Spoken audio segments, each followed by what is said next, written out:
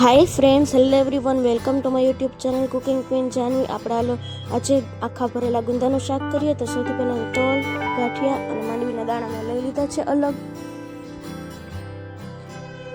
ત્યારબાદ બધું મિક્સર જારમાં એડ કરી અને એકદમ બારીક ભૂકો કરી અને આપણે સકોરામાં કાઢી લઈશું. ત્યારબાદ આપણે તેમાં 1 ચમચી ડ્રાય મેંગો પાવડર એડ કરીશું. ત્યારબાદ ચટણી પાવડર એડ કરીશું, ધાણા જીરું પાવડર એડ કરીશું, હળદર પાવડર એડ કરીશું, હિંગ એડ કરીશું, સ્વાદ અનુસાર મીઠું, લસણવાળી ચટણી, તેલ, કોથમીર. હાથ વડે બધું મિક્સ કરી લઈશું.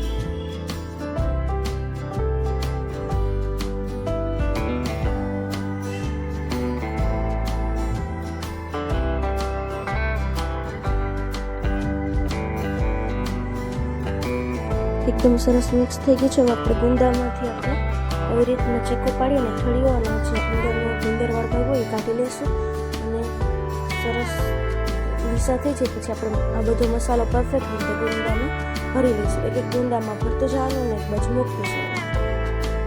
જો વિડીયો ગમે તો લાઈક, કમેન્ટ શેર અને મારી ચેનલને સબસ્ક્રાઈબ કરી નાખજો. નવા વિડીયોઝ જોતા રહેજો. ફ્રેન્ડ્સ સાથે શેર કરજો જેથી ફ્રેન્ડ્સને નવી રેસિપીસ જાણવા મળે.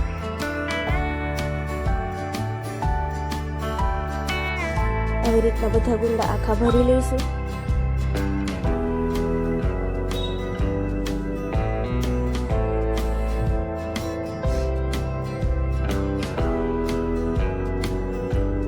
બધા ભરાઈ ગયા છે. તમે જોઈ શકો છો મસાલો એકદમ સરસ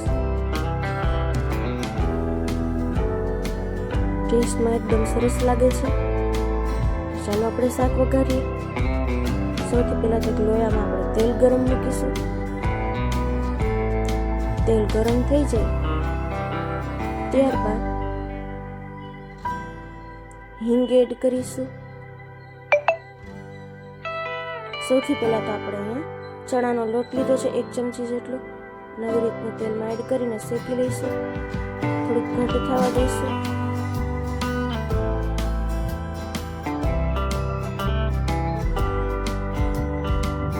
એકદમ પાતળું પ્રવાહી જેવું થઈ ગયું છે, તમે જોઈ શકો છો.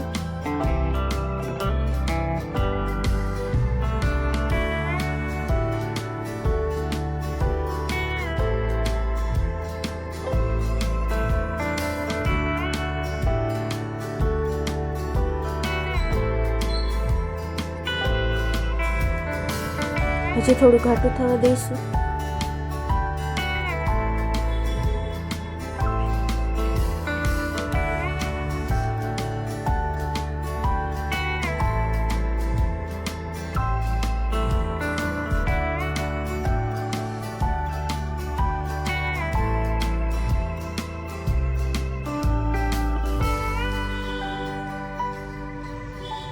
ત્યારબાદ ટમેટાની પ્યુરી એડ કરી દઈશું.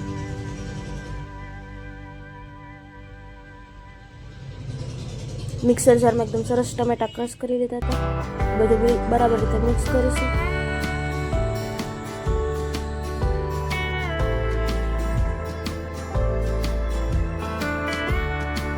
ચટણી પાવડર એડ કરીશું, ધાણા જીરું પાવડર એડ કરીશું,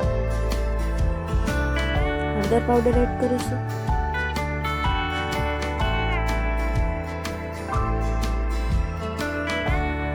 બધું બરાબર રીતે મિક્સ કરી દઈશું.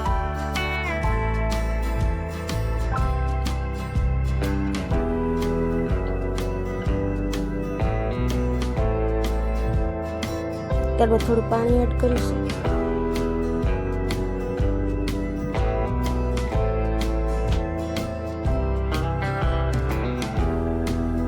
વધારે પાણી એડ કરીશું થોડું.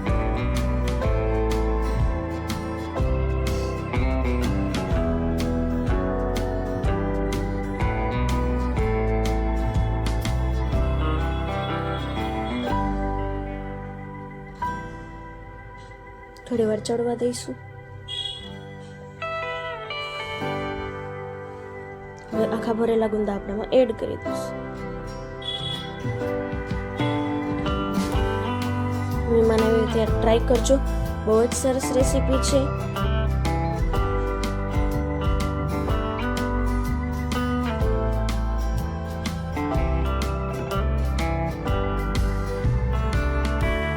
બાળકોને પણ ખૂબ જ ભાવે છે. ઘરમાં ટ્રાય કર્યું હોય તો લોકો આંગળા ચાટતા રહી જાય છે.